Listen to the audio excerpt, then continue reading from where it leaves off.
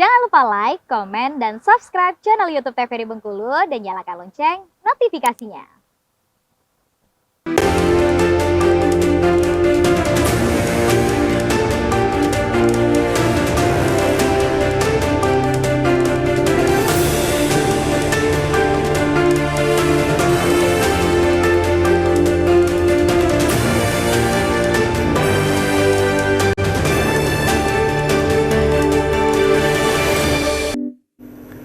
Terima kasih pemirsa TVRI Bengkulu, Anda kembali menyaksikan Berendo, masih bersama saya Afriko Zuhri. Tentunya masih membahas tema yang sama, kali ini berkaitan dengan janji paslon. Nah, bersama dengan narasumber kita hari ini sudah ada Bung Leo dan juga Bung Melensori. Nah, tadi kita sudah membahas sedikit ini berkaitan dengan bagaimana sih sebetulnya kita melihat di masa kampanye ini, para paslon sudah menyampaikan janji-janji mereka. Mungkin kalau kita lebih spesifik melihatnya di Bengkulu gitu ya. Untuk di Bengkulu sendiri, mungkin ada beberapa paslon, sudah ada paslon yang datang langsung ke Bengkulu gitu ya, untuk menyampaikan janji-janji mereka. Nah, kalau melihat dari antusias warga Bengkulu sendiri untuk pemilihan Pilpres ini sendiri nanti seperti apa nih? Mungkin dari Bung Melensori. Ya, kalau untuk rakyat Bengkulu ya, warga Provinsi Bengkulu sangat antusias sekali kan. Apalagi Bengkulu ini mempunyai historis yang panjang kan, karena kita mempunyai Fatmawati kan, yang tidak bisa dianggap sebelah mata. Dan itu terbukti dengan sudah ada hampir mayoritas itu ketiganya sudah berkunjung semua. Mulai dari Anies, yang pertama Anies mengunjungi Bengkulu, kemudian Prabowo. Kalau Prabowo dia menggunakan Balai Buntar kan, dan kalau Anies itu banyak berbagai tempat kan. Berkeliling kemarin. Nah, terakhir kemarin itu Pak Mahfud, Prof Mahfud itu berkunjung di Bengkulu Utara, di Bengkulu Utara, karena memang di sana cukup banyak gitu ya antusias masyarakat di sana. Prof Mahfud kan diusung oleh PDIP kan, di sana kepala daerahnya itu Mian itu dari gitu ya? PDIP kan. Kalau Ganjar belum sempat, mungkin apakah berapa hari terakhir ini kita nggak tahu juga kan. Tapi kayaknya agak mepet kalau ini karena waktunya sudah sebentar lagi kan. Jadi antusiasme masyarakat menyambut dari calon presiden ataupun wakil presiden ini sangat antusias sekali kan untuk menghadiri kampanyenya. Dan saya lihat juga tidak seperti daerah yang lain ada yang marah-marah kan, kampanyenya itu dijanjikan 50.000 ternyata dikasih 10.000. Dia ngamuk-ngamuk kan. Artinya kalau di Bengkulu itu terpotret tidak begitu memalukan lah kan. Aman gitu ya. Agak aman karena Bengkulu cenderung aman. Padahal kalau secara kalkulasi daftar pemilih kita ini, pemilih kita hanya berkisaran 1.800.000 ya, DPT kita ini kan, karena penduduk kita dikit. Kita ini hampir sebanding dengan mungkin kabupaten atau kecamatan di Bandung atau di Jakarta. Jadi dikit sekali kan. Bahkan Sumatera ini sangat dikit sekali. Tapi alhamdulillah kita dilirik oleh calon untuk hadir kan, terbukti semuanya sudah hadir di Provinsi Bengkulu, dan itu antusiasme masyarakat sangat luar biasa sekali. Nah, kalau Kota Bengkulu ini cenderung memang pemilihnya lebih cerdas, sebagaimana yang disampaikan Bung Leo tadi. Di pedesaan itu mereka tuh melihat apa kebutuhan hari ini kan, apa kebutuhan yang betul-betul dibutuhkan itu, dan biasanya tingkat money politiknya juga tinggi. Tapi kalau Pilpres ini agak cenderung dikit. Yang biasanya bermain money politik itu pileg, pemilihan legislatif kan.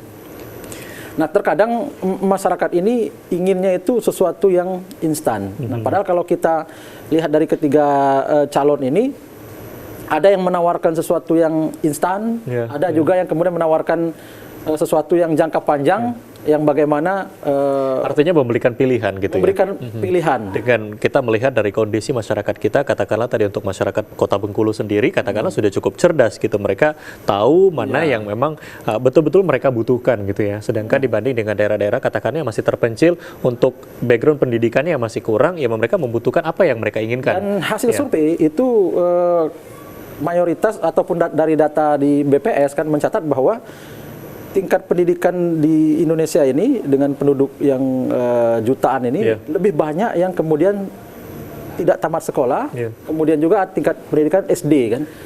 Nah, ini yang mestinya digarap, dan kalau dipetakan dari data DPT, tingkat pemilih pemula, tingkat pemilih milenial itu mencapai angka 60% hampir lebih. 60% ya. Nah, inilah yang harus dimainkan masyarakat yang kemudian kelas bawah dan juga kelas yang kemudian Ya, artinya ini juga menjadi milenial. strategi lah gitu ya untuk para calon ataupun paslon sendiri. Nah mungkin kalau dari Bung Leo sendiri melihat tadi tanggapan mungkin dari anak-anak generasi muda sekarang gitu, katakanlah banyak tadi pemilih pemula gitu ya, melihat antusias mereka bagaimana apalagi untuk yang mungkin katakanlah 17 plus yang masih baru-baru gitu ya pertama kali memilih. Ini seperti apa antusias dari mereka dalam melihat dengan adanya Pilpres di 2024 seperti saat ini? Saya yakin 2024 ini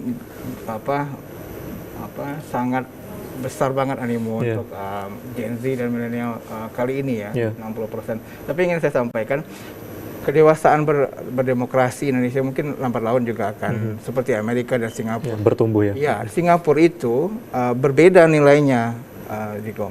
Jadi kalau misalnya dia profesor, dia dokter, dia dosen, itu nilai suaranya nggak sama. Kalau Indonesia mungkin one man one vote. Jadi mau itu dia pendidikannya tidak sama sekolah, mau dia itu SD, SMP, SMA, S1, S2, profesor sekalipun, satu orang satu suara. Tapi berbeda dengan Singapura, dia ada nilainya. Kalau profesor saya kurang paham, lupa berapa, mungkin 1000 atau 100 nilainya itu.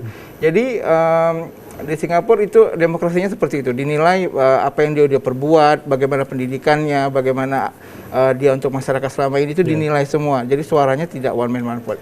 Mungkin itu nanti berkembang. Artinya memang untuk sistem berdemokrasi ini setiap negara juga berbeda-beda gitu ya. Kalau kita melihat di Indonesia masih dalam kondisi yang seperti ini, mungkin akan ada perbaikan lah ke depan seperti apa. Kalau Amerika kan dengan 200 tahun umur demokrasinya, dia tidak lagi banyak partai, dia lebih kepada siapa senator mereka sudah ada jalurnya. Dia harus jadi senator dulu, dia jadi gubernur negara bagian mana, seperti itu kan. Jadi ada pengalamannya gitu kan, ujuk-ujuk.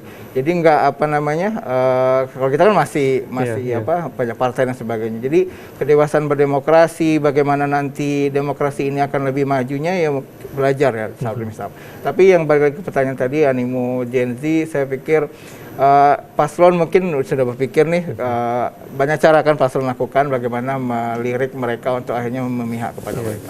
Nah kan tadi kalau bicara dari Bung Belensori juga berkata tadi, mungkin untuk kalangan masyarakat yang rendah, katakanlah mereka ini masih terngiang dengan adanya money politik dan lain sebagainya. Tetapi kalau untuk Gen Z dan juga generasi milenial saat ini, katakanlah lebih kritis ya dibanding mungkin teman-teman yang... Tapi untuk Pilpres kayaknya nggak ada money politik deh. Itu lebih kepada caleg untuk pilek ya. Oke, kita akan break dulu, nanti kita lanjutkan kembali. Baik pemirsa TVRI Bengkulu, kami akan kembali usaha jeda pariwara berikut ini. Jangan kemana-mana, tetap di Berendo.